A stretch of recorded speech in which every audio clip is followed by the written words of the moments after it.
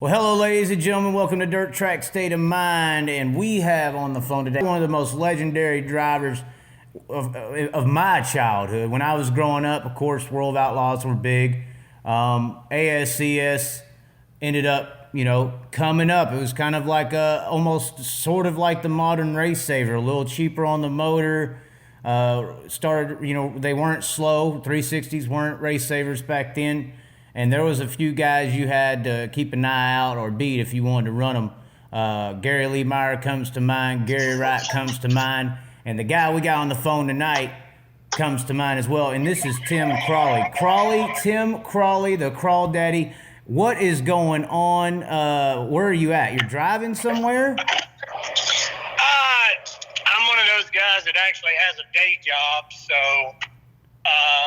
I was out of town working and working my way back home, hopefully. Hopefully? Yeah. You hopefully make it, or are you for sure going to make it? You got an old truck or something? I mean, what happened? Oh, no. A dependable company truck here. We're going to make it. You're going to make it, but you just don't know when. Right. We'll get home about 10. Going through the big city of Memphis right now. Now, I was just talking about, when I was growing up, I remember you running the 91 Bobby Sparks car, but another car that I'm sure it's on your mind too, that you ran that comes to mind. One of probably my rarest, most interesting moments of Tim Crawley, at least observing, was when they were kicking off the IMCA Modifieds in Texas. They had the Longhorn Roundup, $30,000 to win IMCA Modified event, kind of took over the area with IMCA Modifieds because all the real modified drivers that we had started building IMCA Modifieds to be able to run these big events, and eventually IMCA Modified style cars took over the area. You ran, if my memory serves me correctly, I was young, an H2 Dwayne Hummel lookalike modified at Super Bowl Speedway at the Longhorn Roundup. Was that correct or no? Well, we had, you're probably, I'd actually forgot about that too. I think what that was is a local car owner at home asked me to run some specials when they started, kind of building up, doing a lot of those money shows. He had two cars, and the second car, his son drove a number 26. And I think where you're getting that from is initially, when we started off, I just ran one of his cars, and the 26, the guy that lettered it made the two kind of look like the nails, which were similar to that Hummel car you're talking about. Right. And soon after that, I only run one or two shows. It's really strange that you remember that car because I only ran that car once or twice, if my memory serves me correctly. Yeah, I rarely saw it. It was, like I said, a very rare memory. Well, the race you ran it that I saw, I believe, was the 30,000 win Super Bowl Speedway in Greenville, the IMCA Modified show, I believe is where I saw it. At least that's real possible, and I only ran the car like that a couple of times, and then we continued to run quite a bit together, but we changed it to an 87 car, to basically make it identifiable for me and with me. But that first car was just kind of, Patrick Lynn was his name, and Quentin Lynn was the owner. That first car was just kind of a second car of his, and I ran it just with the 26 on it, I believe, the first couple of races. So, now, pretty good memory. I had actually forgot about that one. Hey. Well, the reason it came to mind is, some sprint car guys would run the modifieds back then at these big money events because they were paying a lot of money to run these IMCA modifieds when they were bringing the class in the area. Jimmy Owens ran that modified race back then. Of course, Wayne Brooks from Arkansas, where your area is, the UFO was a big, car name, number. But what I remember with Tim Crawley in that car is you would back that sumbitch off in there like nobody's business. I mean, all these modified guys were driving it like a modified, and you look like you're in a non-wing sprint car out there or something. It's possible. You could have possibly seen that in me. Anyways, growing up, I saw, in the 91 Bobby Sparks car, you ended up driving this 88 for quite a while with Mike Ward. Mike Ward, to me, was a competitor of yours. That was another one of those, guys who can win an ASCS race any given night in the 90s. But what's this 87 car? What are you talking about there? I saw some old pictures of you in the 87. Is that kind of your number? 87 was that's my number. That's what I raced the late model at early on, and that was my original number on my sprint car when I moved to sprint cars in 90, and then I raced it off and on. Anytime it was 87, it was my own car. I had a stint there for actually the time that I was driving that modified that you're referring to with the Linnell's 26 on it. I still had my own sprint car along that same time, and it was a black 87 car that I ran for quite a few years around that same window, you know. Right. And, had a lot of success in there in those years. And, of course, you're one of those guys who, you kind of saw the ASCS, this 360 scene. I was talking about it today with somebody. There literally is $65,000 rider 360s, and other stuff like that. It's like when this 360 thing started out and you were getting, 65 cars a night or 70 or 80, it wasn't that. Not at all. You could go ahead.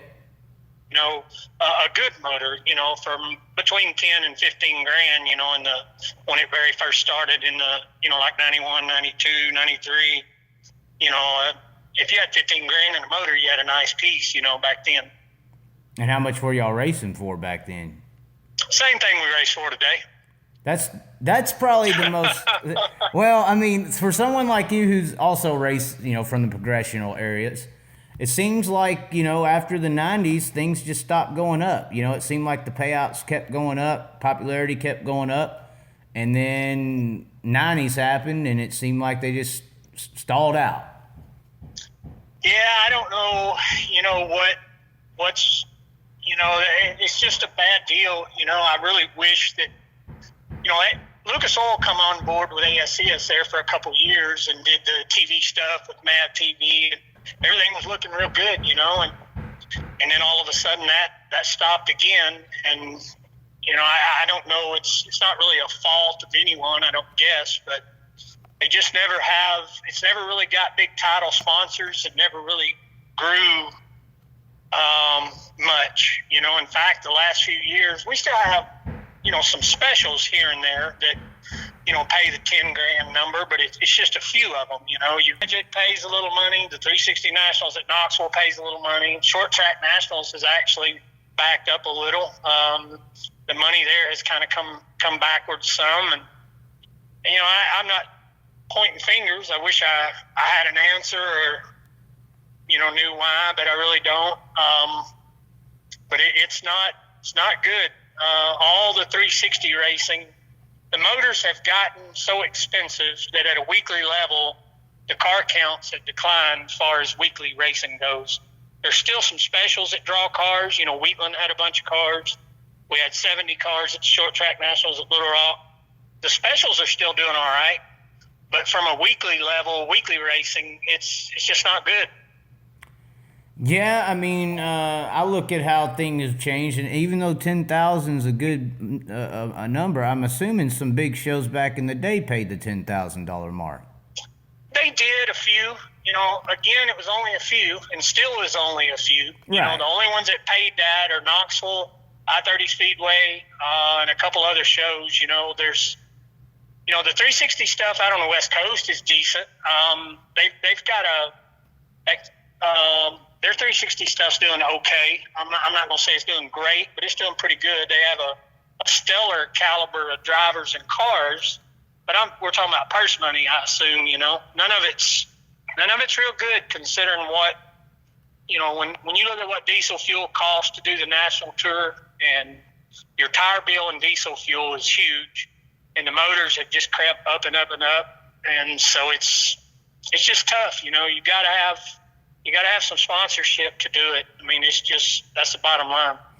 Yeah, I mean, I look at it, I saw that there was some pretty decent sponsorship in sprint car racing. I mean, it was mainly leaned towards like Sammy, Steve, Hodenschild, the bigger names, even the non-wing guys like the Voglers and stuff like that. They got some pretty marquee sponsorships without the assistance of any NASCAR affiliation. That's what I always try to tell people. It's like, Okay, so Kinzer got sponsored by, Coors Light, or Brad Doty did, or Milwaukee Tools, or anything like these, sponsorships because of their sprint car, notoriety.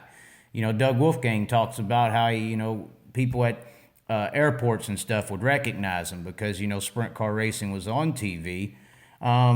And it seems like ever since the 90s, I still attribute it to Jeff Gordon. I think Jeff Gordon took the icons of sprint car racing and basically said, if you're not a Trickle, you ain't our big superstar anymore. I think that's when being a full-time sprint car driver was placed to a second-level talent, or a second level even to the fan base, because you see that today where the guys who are the biggest names in sprint car racing are the Trickles, per se, are the Jeff Gordons. They're the ones that leave and go, and everyone else is kind of in the shadow. And I kind of see that's when it faltered. TV-wise, I think the biggest hit to sprint car relevance, sprint car, anything you want to call it, was the creation of the Speed Channel. Now, that may sound kind of crazy to a few people out there, but back in those days, if it was on an ESPN or even a TNN or something like that, it was reaching your basketball guy, your football guy, your regular sports fan. But then when Speed Channel came out, it segregated motorsports from everyone else. It took motorsports and put it on a channel, and now it's only reaching the same circle of people that's in the shop of racing. We ain't reaching anyone out there in the sports world, unless at this time, once again, you were a selected NASCAR race or a IndyCar race or one of these things, mainly just NASCAR. That's what got onto the broad spectrum broadcasted network. So I think Speed Channel has a lot to blame with the relevance of the sport, for one, and then the whole television situation to begin with. Yeah, it seems like today too, I don't think TV, actual television hanging on the wall in your house, is going to be where it's at. I don't think, strictly an opinion here, but an observation of what I see going on. The late model scene is getting big on, like your Dirt Vision or Dirt on Dirt, whatever. There's literally people now creating their own production, per se, companies, and going out here and just selling production on their own. It's more streamed through computers, phones, iPad, etc. And I don't think you're going to ever see sprint car racing. CBS, I believe, covered, I think it was Sunday or something. Yeah, they're going to do a few outlaw shows. Yes, they're doing a few of the outlaw shows. I honestly think I see it going more of a direction like Lucas Oil did with their own production deal with MAV TV. I don't know if you'll ever see major networks picking up anything we do. I really don't. I think it's going to turn into more of an individual taking like the Dirt Vision or stuff along that nature. Even like me, I don't watch TV at home anymore, and I think there's a ton of people just like me that don't. Right. It's turning into everybody's just, because of smartphones, everybody's getting their entertainment through a phone or on a computer. I don't see TV ever broadcasting racing again like what we saw years ago with, like the Slick 50 deal that come about in Manzanita, or your Thursday Night Thunder, on TNN Nashville Network. I don't see TV doing it again. I think it's all going to be streamed on computer and phone, and that's where your advertising is going to have to go, and that's where your money's going to be. That's just my speculation, but that's where I see it going. It makes sense, but, there was the ABC broadcast of Eldora and Syracuse in there too, Worldwide of Sports. Motorsports, this is what I try to tell people, motorsports in the 80s wasn't a NASCAR race. Motorsports in the 80s or even early 90s before, I think this Trickle effect Gordon deal happened, motorsports before NASCAR blew up was Indy cars, stock cars, sprint cars, trucks, road racing. You saw Tommy Kendall get a little glory in his day too, because racing wasn't just a NASCAR deal back then to the average Joe. The average Joe knew about all these other forms of racing, so all these different champions were properly represented and respected in a nationonic way, That's why when IROC kicked off, Steve Kinser was invited because he was a champion that was known. Tommy Kendall, champion that was known. As far as going and broadcasting, I do really think TV is slowly becoming the radio. I think that's what you're basically saying is, you know, it's not going to go away, but it's not going to be where you want to be, really.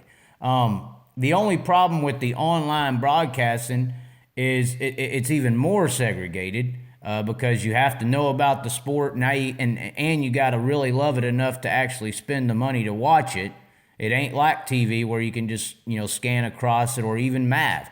Where it's a channel. And that's my only issue I have with MAV TV, is just how I was saying how Speed Channel segregated motorsports. MAV TV almost does it, and it's nothing at their fault because Forrest Lucas is doing all that he can. But to watch a sprint car race on MAV TV, it's almost like the online streaming. You got to know about it. You got to like it enough to go and buy the station or the package that has the station to even watch it. So regular person isn't going to really tune in to it because there's no opportunity for them to even be exposed to it. And I think exposure is a big deal because I think the biggest problem with racing right now, which is you know, a little light in the stands, and we ain't been building stands for 30 years to where we ain't had the fans coming in enough to be able to support rising the purses to a logical economic level. And I think the main thing behind that is relevance and ignorance. I mean, there's 12 million people believe lizard people are real and run the world in America. And there's only 290-something thousand World Outlaw sprint car people on Facebook. There's only 290,000 that like the World Outlaws on Facebook. You know, so I think relevance is the biggest issue. What's your opinion on that? Obviously, you have your view on the broadcasting deal, but all this stuff, in my opinion, in my eyes, as far as how much things cost, how much things are paying, the reason the pay went up is because the relevance of the sport has been killed now for 30 years, ever since television networks took NASCAR and made them the NFL, and no one else is getting any attention except for them, unlike you saw in the 80s or so, to where now the only time you hear of a sprint car is if somebody gets killed, like Kevin Ward Jr. or Kyle Larson mentions it on Sunday or something. You know, that's the only time a person sees it. They don't understand what it is, how badass the racers are, or anything like that. Well, I think a lot of it is, you know, our youth and our people, young people today in general, you know, regardless of what anybody thinks, it's still an extreme sport, you know, but with all these new extreme sports that we have out there today, you know, people doing triple backflips on bikes and, you know, literally when it goes wrong, they're splattered on the ground below. And there's so much, you know, when people get their phones out, people today are so impatient with their entertainment. They don't have patience, and they want, and it's a monster that's just built over the years, and I'm guilty of it. I think we all are. When we look at something, we want something to wow us right now. We don't want to wait on the wreck. And sprint cars running sideways over 100 mile an hour don't do it for them. And I think that's one of the battles that motorsports, regardless what it is, you know, whether it's a mini sprint, a midget, a sprint car, a late model, you fight that battle of what's entertaining to people. And I think that's some of it. But at the same time, how many people are actually getting exposed to sprint car racing to even, or late models or modifieds to even make that judgment? I think I see that all the time. You know, when people get a chance to advertise, you know, just using a local track, for instance, at home, and I'm going to use this scenario, and it's to me it speaks volumes. I'm not going to say names, but I'll say business. Let's say the racetrack is sponsored by an auto parts store, and they do an auto parts store. We won't name any names. We'll just say an auto parts store one night sponsors a local racetrack, and they give away tickets at these auto parts stores. They put them on the counter. for a discount rate or free or whatever. What that does is, and it's advertised on the radio, and that business, buys the trophies for 5 classes at that track that night, and their name's on all of them. And the track's looking for a win-win situation here. Well, what happens is when the people that already go to the racetrack hear of this, they run to these parts stores and they get these discount or free seat tickets. That person was going to be at the racetrack anyway. So all you've done at the racetrack level is let someone that was going to be there and buy that ticket at the front gate anyway. They just got in free, and they don't bring anyone new. It basically doesn't do anything. You would be better off to print yourself seat tickets and go out and just physically stick them under a windshield wiper blade at Walmart and take a stab at gaining a new customer than letting your current customer in for free. It doesn't promote new people. And as a driver, and I've been an owner, I've been on every side of this situation that you can be in, what we're all guilty of is we don't do enough, kind of like cold calls in the sale business. I mean, I feel like we don't sit in parking lots enough. We don't put ourselves out there enough to create new interest and get a hold of new people. I think we should do more. You got to target some of these young people, and you don't go to the nursing home to look for new customers. You need to be in the schools. You need to be in these parking lots. There's just got to be some stuff done to target some new fans. Tracks and racers alike need to do more with displays and maybe televisions and setups and trade shows, and it just needs to be done more for exposure. And everybody is sitting here doing nothing and wondering why it's going stale. If we keep doing nothing, it's just going to keep getting worse. Yeah, definitely. I made a challenge recently to a few drivers. I'm like, you need to go make you a Wikipedia page. It's free to make a Wikipedia of yourself, and that's like the first thing that comes up. I that almost leans towards social media. You see a lot of tracks depend on social media, and that replaces the going to the local little Walmart or something, or they see the likes or the shares or the comments or something like that, and they try to handle it all on social media. A lot of people say social media is bad for just society in general. I kind of think social media exposes how more than one person thinks, so you're able to, maybe it's not necessarily a problem with social media, maybe it's a problem with how some think, but you got to get it out there to do anything with it. Well, I agree. I mean, I'm 50-50 on social media. I think half the stuff, just say Facebook, for instance, I think 50% of the stuff on Facebook is got the right intentions, and it's not garbage, and it's real. It's not, but then there's, I think 50% of it is keyboard warriors, people that wouldn't dare say something to your face. They'll get on and type, and, they beat these racetracks up and talk bad about other racers. So about half of it is garbage, but I think about 50% of it is to benefit.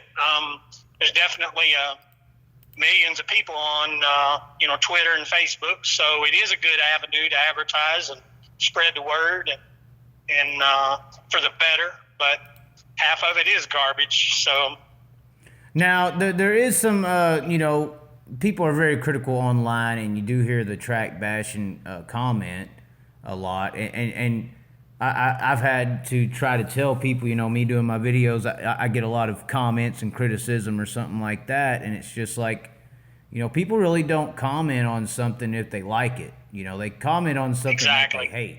If they like something, they like and share it. If they don't like something, that's when they go in the comment section and start telling you how you feel. Now, granted, Yep. I have seen some people be overly judgmental on some tracks and events, but isn't there some kind of method to the madness in that? I mean, when a person does have a complaint, a driver has a complaint, a fan has a complaint, is it not also all the way, all the time track bashing? Maybe this is some stuff that you got to put out in the public, or the track won't feel embarrassed enough to do something about it. You know, because there are those situations where things just get swept under the rug and don't have nothing to be fixed until somebody goes on Facebook and blasts them for it. Yeah, but again, it's not done. You don't gain respect with disrespect, and that's been something just one of my little sayings that I believe in, that I've had for years. You know, and most people, you know, they bash for the wrong reasons, and they shouldn't bash at all. They should be respectful in their negative comments, but too often they're not. You know, the other old cliche or saying goes along with that: just can't fix stupid. Some people are just stupid, but you know, they love the sport. They're there every weekend at their track, and they'd be devastated if they couldn't go there the next weekend after it's shut down. So they always need to keep that in mind. If they're there every week and they're bashing, then yeah, they're stupid, because you're there. I mean, why are you there if it's that bad? Now, when you say bashing, what do you mean? Like, if I see somebody, for instance, like if I see somebody go on somewhere and be like, leave a comment, hey, the restrooms were dirty, toilet overflowing, this is a horrible thing. Wow. You know, that to me, that's something that should be said, you know, publicly. That might get them to fix it. But at the same time, that really stings for a facility. And yes, that's something that's a very common problem across the board at a lot of local levels. You know, when you've got, and that makes it really tough. If I've got somebody that I'm trying to pump to come to the racetrack, you know, a newbie, a green bean, you might say, that's never been, and I get them there and they go into a bathroom that's floating in sewer water, and, you know, somewhere that a porta pot would be a better place to relieve yourself, that's bad. And they go to concession stands and the food's terrible and overpriced, that's bad.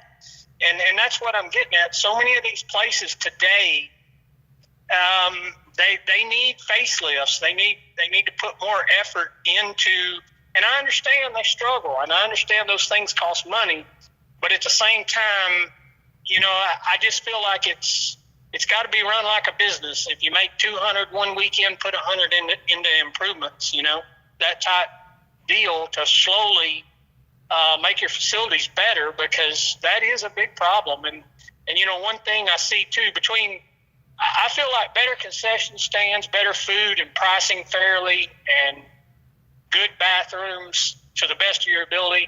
And then people have got to get back to the deal where you've got your rough crowd and your polite crowd sections in your stands, because there's so many people, you know, dirt track racing for years has had the stigma of a bunch of rednecks in cars with the glass kicked in, drinking beer, fighting and racing.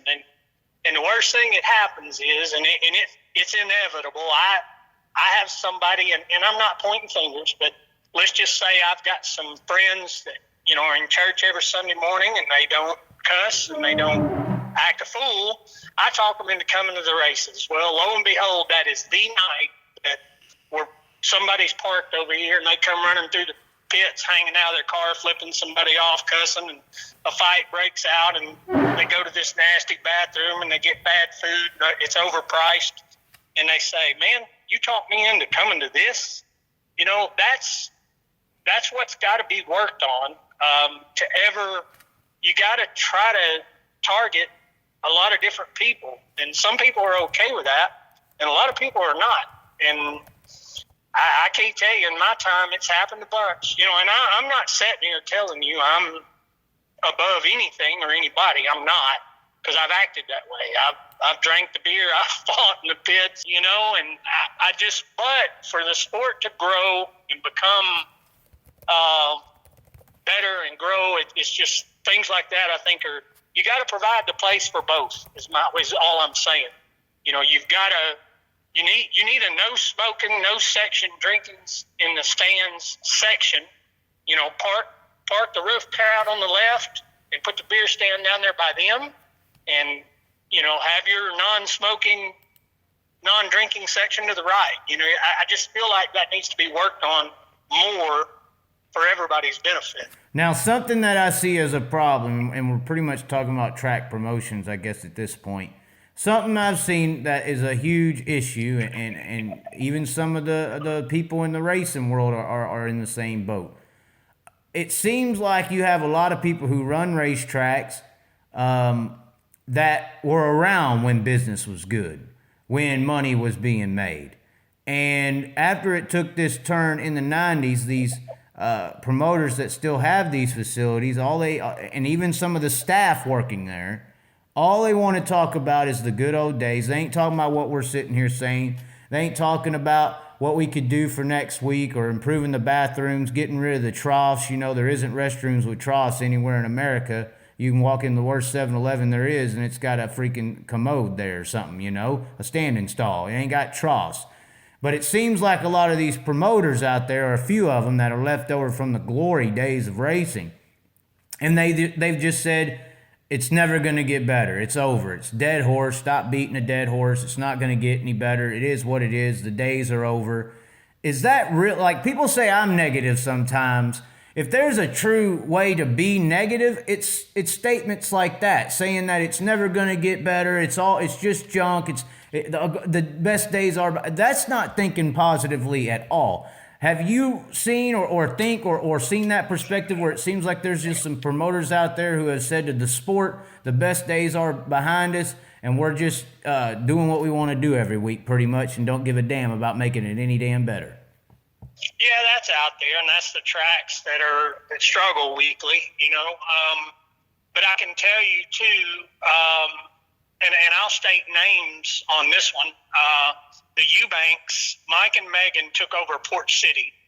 Aaron Lemons ran that place for years and had it going very well.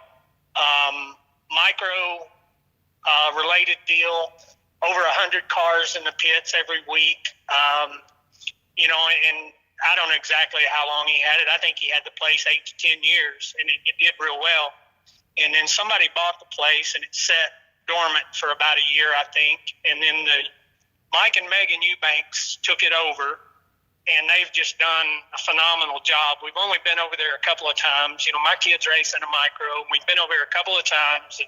And again, you're going to have your people that you can never please everyone, definitely not in motorsports. You're just flat going to have that. But at the end of the day, they have a lot more people praising them than they do bashing them. You can look on social media and you can see it, and then you go over to the racetrack and you really see it. They got really nice. They've done a lot of work. You know, the grass is cut, the walls are painted. They redid some lighting. They listened to people's requests, you know, and complaints. They've got a building out there that's kind of behind the concession stand. I think they call it Turn 3 or Turn 4 bar. That place stays open after the races. You know, people go in there after the races and they run over each other on the track, but they go in there and sit down beside one another, you know, and have a snack and have a drink. It's just phenomenal what they're doing with that place, and it's something to see. I don't know if you've been there or not, but it's a little bull ring joint, just like West Memphis, the ditch there in West Memphis, Arkansas is. It's just a little miniature ditch. Stays a little heavy, throws a cushion up against the wall, makes a good race. I mean, they just do an awesome job. So to say that the sport is dead is totally wrong. I mean, the old saying, you build it, they'll come. I mean, that's the way it is. But so many people are afraid. And something else that comes to mind for me is people have lost the fact that the dirt is your show. A big portion of your show is directly reflects what you provide out there for the dirt. And, you know, when you go somewhere and it's just beat and bang around the Uke tires on the bottom and there's no sliding around on the racetrack or, you know, nothing going on, you got a stale show. And that's, to me, that's the first thing you got to provide. You know, if I go to a concert, music's bad, I'm not going to go see that group again. If you go to the racetrack and the racing's bad, you're apt to not go back. You got to provide a show, and your dirt is the show. Friday night at the Short Track Nationals, the track got a little slick and took rubber, and the feature was kind of bland. I'm not going to bash the racetrack over it. They put in a hell of an effort for the Friday night show, and it took rubber, and it got to be a one-lane track in the main. It is what it is. That happens. But they didn't sit there Saturday and say, oh, well, it's apt to do it again. They busted their butt. They got out there after the races. They dissed the thing up a foot deep. Hey, Saturday, you had to come back, and it was a little bit choppy, a little rough, but it was a hell of a race Saturday night. There wasn't a lot of dust in the fans' eyes, and it did not take rubber. It was a hell of a racy track Saturday night. Pardon my French, I didn't do us a damn either night, but, things didn't click for us. But that's just me. But what I'm talking about is the racetrack acknowledged that Friday night was rubber down and not the best A main in the world to watch, but Saturday they come back and fixed it. So, and I see it all too often. There's a lot of facilities that's got a decent track, but they just can't get a grip on how to make the track racy. And, back in the day, Emmett Hahn was that guy. I've seen him do it over and over again. He's gotten a lot older. I don't think he's got near the energy or the drive to do it anymore. But, back in the day when ASCS was going strong, one example, we went to Hollywood Hills in New Mexico, I believe it was. They casino deal, and they built a really nice facility, and it had already been labeled. It was called Hollywood Holes because the track was terrible. They spent a bunch of money on stands and the pits, and if I remember right, I think the pits back then, and this was a long time ago, this was before Lucas Oil Speedway, but if I remember right, I think the pits were all asphalt, unbelievable, Musco, whatever lighting, place was lit up, awesome stands, awesome pits, just a beautiful facility, but the track was just shit. And it was because they didn't have that one element of, and they had already began to blame it on the dirt. Oh, our dirt's this, our dirt's that, we got to have dirt. I'd already been hearing that. Emmett Hahn rolled in there, and it was bad the first night, and, man, he stayed up. I remember that half the night, was out there early the next morning. We had a hellacious racetrack the second night. Just because there was somebody there that knew how to get out there on their equipment and show them how to properly prepare the dirt. And that bad dirt that nobody could do nothing with, in one night, one day, Emmett goes in there and fixes this place and makes a racetrack for us the second night. So, don't tell me it can't be done, and there's a ton of racetracks out there that blame their dirt, and it's usually not the dirt, it's the person working the dirt, and that's just what it is. I've seen it over and over again. So, but anyway, I'm full of opinions. Some of them don't mean anything to people, but that's just my opinion. Well, I mean, the racetracks obviously are going to dictate how great a race is going to be. If you can work the bottom, work the top. You see the Chili Bow. I mean, if the Chili Bow track was junk every year, it would be a horrible race. They just got people in there that know what they're doing. They do have good dirt, though, so that dirt kind of does matter, it seems, sometimes. Probably not all the time. But like you're saying, people that know what they're doing, seems like that's coming to be very hard to find, too, is people who know how to work dirt tracks and then also people who know how to work on the cars. Seems like that's been going away for a while now as well. Yeah, I think there's an abundance of talent on people that know how to work on cars, but I think there's plenty of very intelligent people because all the cars have gotten really close to the same speed. They're all fast. So, I mean, that speaks volumes for all the people out there that know how to work on cars. But people that know how to work dirt are very slim.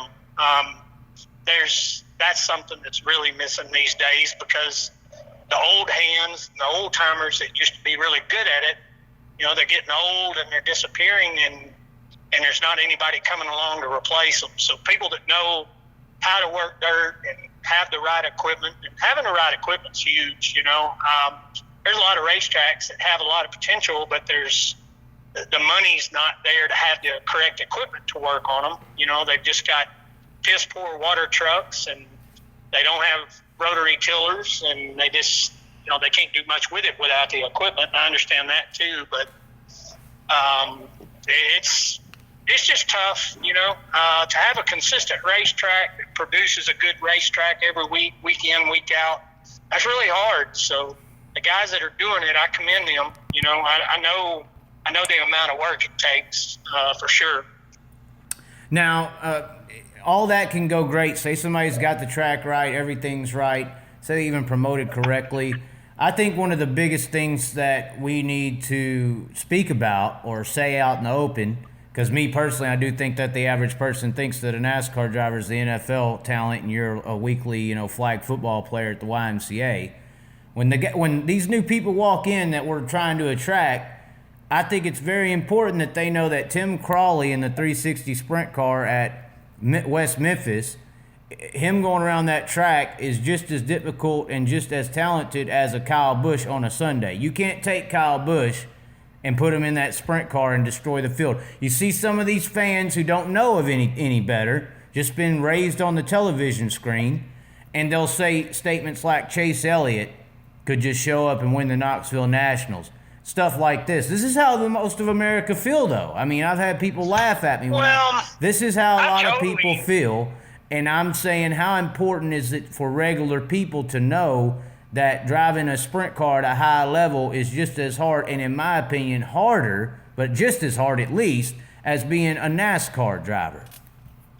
That's true, but that's sports and life in general. And my comparison to that is, it's just like, baseball, football, basketball. It's the exact same for them. You've got a handful of guys that make it big, get the multi-million-dollar contracts, when in essence there's some kids sitting here that come out of college that for whatever reason either they decide to go on with life and not take it to a professional level. There's people all over the place. That's across the board, But isn't in these other sports it's a little more based on talent than it is on renting out a truck for $3 million? Because that's what you. I mean, come on. Well, then that's why it's just as important to point out, in my opinion. That's why I think it's just as important to point out. Stick and ball sports is totally relevant to the human being. In motorsports, it's two parts. It's the vehicle and the human being. So that's very true, but it's just a fact of life. I mean, the most talented people, a lot of times in any sport, are not on TV, and that's just the way I think it's the way it goes. I think it's very true. I think it's, like you said, it's a truth, but it's a truth that no one knows. And I think an organization like NASCAR loves this NFL label. I mean, even when the BC 39 got all the attention it did its first year, and NBC Sports broadcasted it. It was reported that the NASCAR people were upset that people were paying attention to the dirt track race. I understand what you're saying. Maybe there are some people out there who are just as good as Tom Brady, but not on the NFL team. I think it's very rare. But there's a process in these other sports that displays the talent, and it's through actual talent. There may be a little money or a little connections with some kind of college, dictator or something like that, or along those lines. But in the motorsports world, it's rarely based on the talent, on who gets where they're going.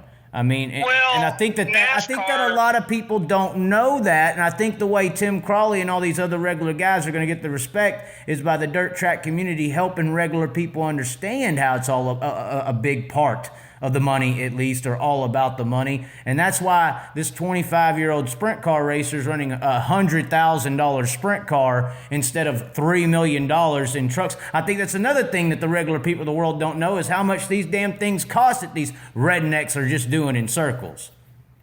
Yeah, but I think it all comes back to sponsorship and money, and everybody thinking that they had to have the youngest person out there. So it turned into... Jeff Gordon. I'm friends with Ricky Stenhouse, for instance. And, he grew up in Olive Branch. I raced against him. I'm friends with his dad.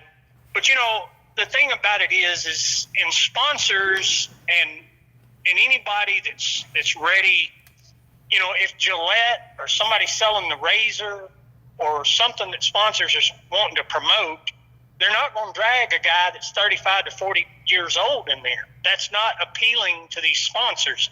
They want this marketable, young pretty-faced person. Where's that getting when I was though? 30 or 32, I stood a snowball's chance in hell at getting in NASCAR because I was twice the desired age, and that's just the way it is. I mean, I feel like there's me and 100 others out there that, I mean, I truly feel like when I'm not in my prime anymore. Hell, I'm about to be 50, but I think when I was 30 years old to 35 years old, I was just like a whole bunch of other people that I raced with, given the right opportunity.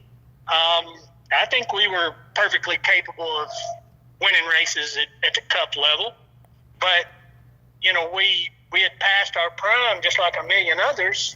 Well, and then you've got these young kids coming along, and they feel like that's the only thing they can market is youngsters, and it is what it is. Well, I would like to see sprint car racing getting that respect so we can get these stands back up to where we can start paying big money like they used to be able to. And why I say they used to be able to is because this mold that you're talking about that took them to the top with Jeff Gordon, that's when they first started this young kid surge. They even say that he put them on the map, I think, for more than one damn trickle reason. Special set of match tires, my ass. But anyway, what I'm saying is that ain't working for them.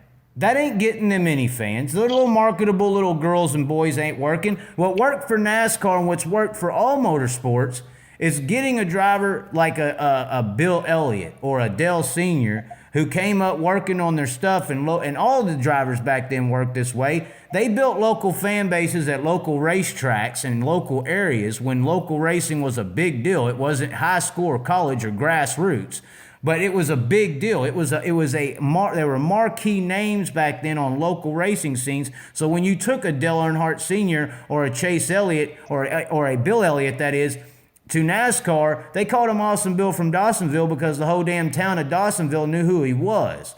A whole fan base, a whole town came with Dale Earnhardt Sr. to NASCAR because they knew who he was. Same thing with Ron Hornaday. They had a video the other day of Ron Hornaday at Phoenix in a NASCAR Southwest event, a regional deal, not a big cup series, and the stands are full because these names that race locally and sprint car racing as well, but locally in dirt and asphalt, there wasn't this high school level. There wasn't these 5-year-olds renting out quarter midgets and 14 and USAC and all this stuff. That in my opinion, that's where the money is being made. It's overall killing the sport because you're not creating stars on local racing scenes to go to Outlaws or Cup or Indy like it needs to be. Right now, the only stars that are being made are in Cup. That's a big problem to me. We should all be having multiple major leagues of racing like we used to, and that's what actually worked in racing. It's broke now because, in my opinion, this money situation, these millions that they're taking from rich kids' parents, is the only way they're making money right now, because it ain't in the stands, I can tell you that damn much, and it ain't on their TV ratings, it ain't on any of that crap. Every dollar that's really being made right now is with this rent-a-ride taking money from people's parents or their associated sponsor. And as far as Ricky Stenhouse Jr., he was an okay racer, but we can name a list off right here that's just as good as Stenhouse Jr. So, I mean, but anyways, your response on that. I sure don't know the answers. That's, and where it's headed, where it's gonna end up, who knows? I totally understand the deal with the, people with money buying their kids' way in. I mean, I'm seeing it all over the place with every form of racing there is, and Keith Kuntz has turned it into go-karts. Go-karts. It is an opportunity. I mean, you can't say anything bad about Keith. I mean, because even back, years ago, if you had the money, those opportunities were not out there. There was not a NASCAR type team in the dirt world that had multiple cars and the knowledge and the base line of the equipment and knowledge he has. For years, that was not out there. So that's an opportunity now that exists that was never there. So call it whatever you want. If you get lucky enough, let's say it's not family money, but let's just say I stumped my toe, because Lord knows I don't have the money to rent a Kuntz car for my son. But let's just say I accidentally stump my toe and can luckily find a sponsor to get us 1 year. And look at the opportunity that might provide for us that in the past has never been there. So, I mean, there's a lot of different ways to look at these paid rides.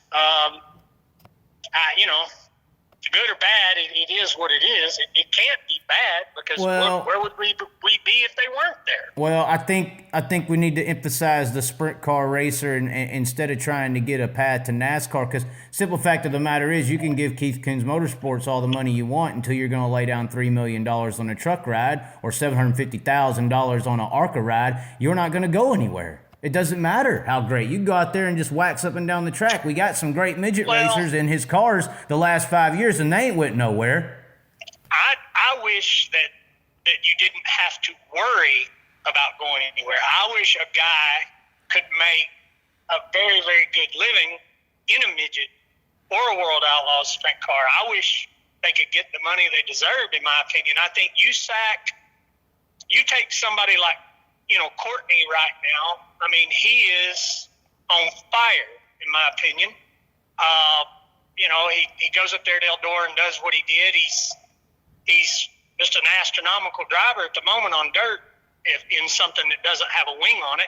But no one knows about him. He gets paid fairly. But he doesn't get paid, and no one knows about him. To hear about Tyler Courtney on ESPN, he has to die. That should piss everyone off. Well, that's putting it pretty abrupt.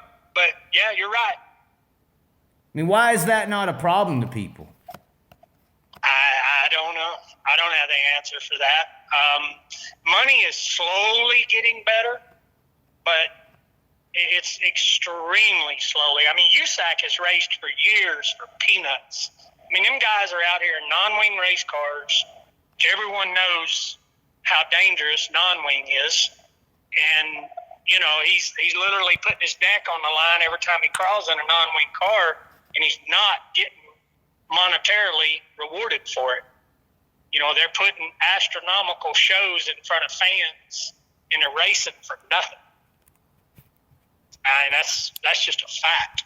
And getting no recognition for it at the end of the day as well. And that goes right back to the Kunz deal. I mean, I could see you were talking about opportunity to maybe, attract a K&N ride that wants to take another $1 million from you. I guess that's opportunity. But before we had these multi-car teams, you saw midgets on Thursday Night Thunder. You had midgets on other racing events. Before NASCAR went into the whole big multi-car teams, they had these big names. They had these big structures. NASCAR's living right now on old names that are broadcast in races. They don't even have a name that's relevant anymore. You got to go, Kyle Larson and all these people could be big to us, but you go down the street and ask somebody who Kyle Larson is, they more than likely don't know. They know what NASCAR is. They know who Dale Sr. is. They know who, Rusty Wallace or Mark Martin. You got to throw these names out there that actually mattered, that people knew about. So I think racing overall kind of worked better when it was, respecting the local racer at one, but then also had all these different forms of motorsports that people like. Because I tell you what, people don't like the same thing over and over. And right now, the regular American's only been seeing NASCAR on his TV screen for the last 20 years or his social media. We ain't giving America no variety in what motorsports is. Right now, racing to most your average Americans is a NASCAR vehicle. They never seen a sprint car. They see Indy cars once a year during the Indy 500. They never see it again. So I think that's a big piece of this whole puzzle too, as far as working with racing overall, is the regular person ain't seeing nothing else but NASCAR. And if they don't like that, they don't like racing, and they judge the entire sport as boring. That's the bigger problem. Well, and that's what I was kind of alluding to a little bit with Dirt being the show, and where I was going to go next with that is people.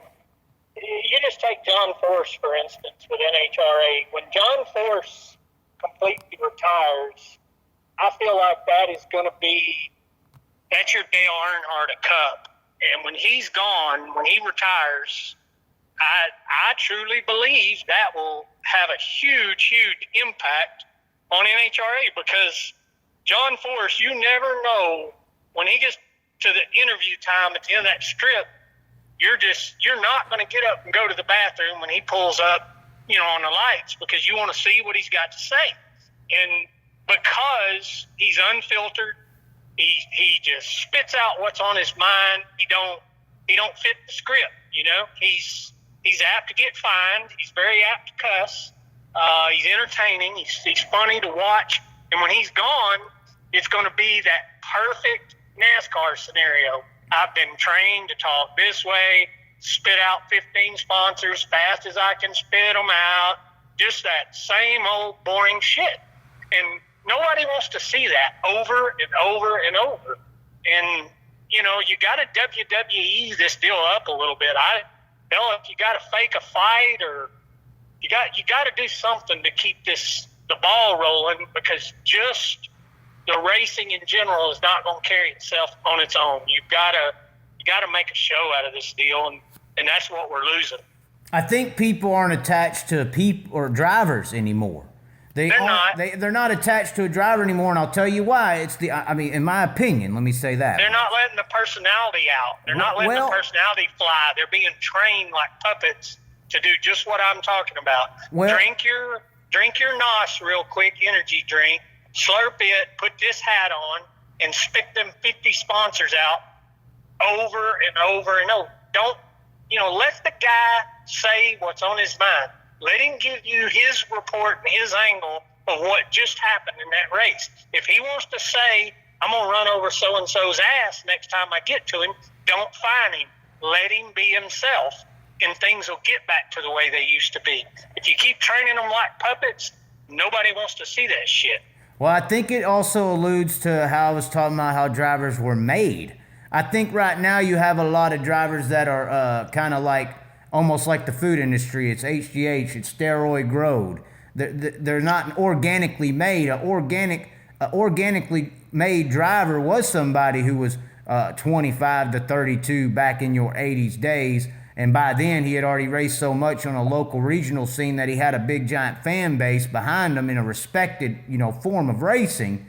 And then when he went to a NASCAR, once again, or IndyCar, or World of Outlaw sprint cars, he brought a fan base with him organically. He had built a fan base around him before he went to NASCAR or IndyCar or outlaw racing. And that's why they love to take a Bell or Larson, because they're bringing a USAC World of Outlaw fan base with them. These other people Correct. That are just buying their way in, literally, even though they did too, and they don't bring anything to the table. They're not being built up. Look at Haley Deegan. Right. They're literally having to, market machine it, manipulate it to hell, calling her next Intimidator, and she's running, third to some 14-year-old pure stock champion that no one's heard of.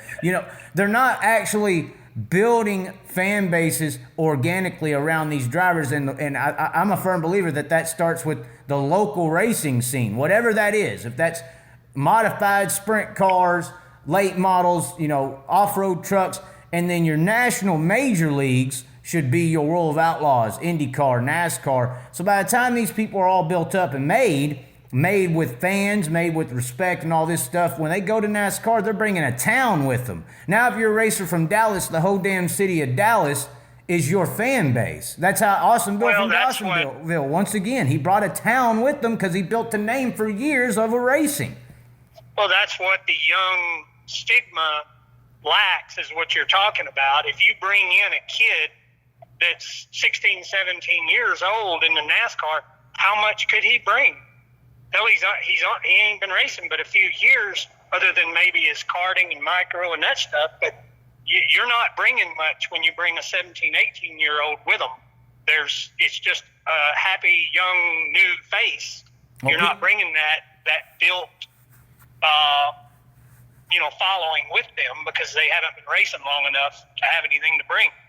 Well, people just, they're taking the money. At the end of the day, that's what's happening. They're taking the money. Ain't none of these little kids. I feel like as owners, they're trying to see what's marketable. Well, I don't know. They've tried to see who they could get that Gillette razor or whatever. They're trying to have something that's marketable, is what it was focused on, years ago. But then now, who knows? I don't know. Well, I mean, like I said, I think the 750 for a K&N or the 1.5 for an Arco, or which they're going to merge, so it'll probably be $1 million flat. Then $3 million for a truck and $10 million for an Xfinity. These rides are being rented out legitimately. It's not a joke. I mean, marketing teams are buying cars because it's a profitable business. That's the only profitable business in racing right now. It seems like is renting cars out or leasing tracks for special events. But yeah, I just don't think they're being able to build any names because they're taking the money over morals. And they keep trying to make a Jeff Gordon part 2 because that's what took him to the next level. People forget in 1984, Steve Kinzer raced for $50,000 at the King's Royal, and Dale Earnhardt Sr. raced for $47,000. Steve Kinzer was making more money than NASCAR racers at this time. Sammy Swindell, when I interviewed him at Eldora, talking about how he had discussions with Labonte prior to this surge of NASCAR in the night, how they were making about the same amount of money every year as a World Outlaw driver versus a Cup racer. People also forget in this time, IndyCar was your dominant form of motorsports. And they also forget when Jeff Gordon came in and put them on the map, like they say, that a few years earlier than that, you had Cole Trickle versus Rowdy Burns, California sprint car guy versus the man in black, and then you had Jeff Gordon versus Dale Sr., California sprint car man versus man in black. Maybe they don't see how much of an impact that may have on the real world, on how people think and perceive, and may find that a little cool and may start watching NASCAR more than anything else. Maybe that is what put them on the map, the young gun, the young kid. But they're missing that other part. They're missing, maybe the battle that put them to the next level was the battle of the rich little kid versus the working man. And now all they have right now is rich little kids. They don't have a working man representation because they ain't done nothing but take money from little rich kids their entire existence the last 10 years. So there's no opportunity for a 30-year-old guy who's bust his ass to work and go up in there and watch the dramatic show of Dale Sr. versus Jeff Gordon, which was working guy versus rich punk kid. Well, see what you can do with a 50-year-old man's racing career. I'll take a cup deal for a year, so. Well, I don't think you'd have any problem there. How about Kyle Busch versus Tim Crawley in the Dome at Gateway in a sprint car or something? Or in some There you go. How about that? I think we need to stop sending... Post some challenges. Hey, that's where we can get some buzz going. I did. That's why Kyle Larson got at me. I tried to put Chase Elliott Ty Dillon in a car versus a weekly guy, and he got all pissed off that I called him out. But that's what I think. I think instead of us sending guys to their form of racing, let's start saying, hey, I can't afford $30 million to go run your car, but you can probably afford $100,000 to come over here. And we probably got somebody who will give you the car. Here's Tim Crawley. You call Tim Crawley a high school dropout flag football player. You're apparently the best in the world on TV every week. Let's see what you can do. Come out here and beat him. There you go. Chase Elliott's supposed to win the Knoxville Nationals if he shows up. Let's see that. I don't think Chase Elliott could win a weekly race saver event. He'd be in the B main. Well, that's all speculation, but there's one way to find out. Well, I think they would be scared. I don't think they want to be embarrassed. Apparently, I've heard Kyle Busch runs a modified in an event every year. I'm not going to name because this person don't want to get in trouble. He runs a modified every year at an event, and he's done, I think, the last 7 years, and he hasn't made the main event but once. All right, you never hear about it. You never hear about it. My wife has called me like 5 times. She's going to be concerned that I may have run in the ditch. So we got to close this out. Okay, hold on. Not right now. Hold on. We'll close it out real quick. You are coming to the West Coast. I've been over here. I came over this way. You are coming to the West Cost. Ran to you at Lucas Oil. You're running that RPM Ronnie Pitts car? Correct. But I'm coming out west to drive the 7C for Cody Gurney. Trophy Cup. Can you believe that race kind of don't get no national attention? 5,000 to start. That's unreal. Yeah, it's grown for sure. It's a hellacious event. It's awesome.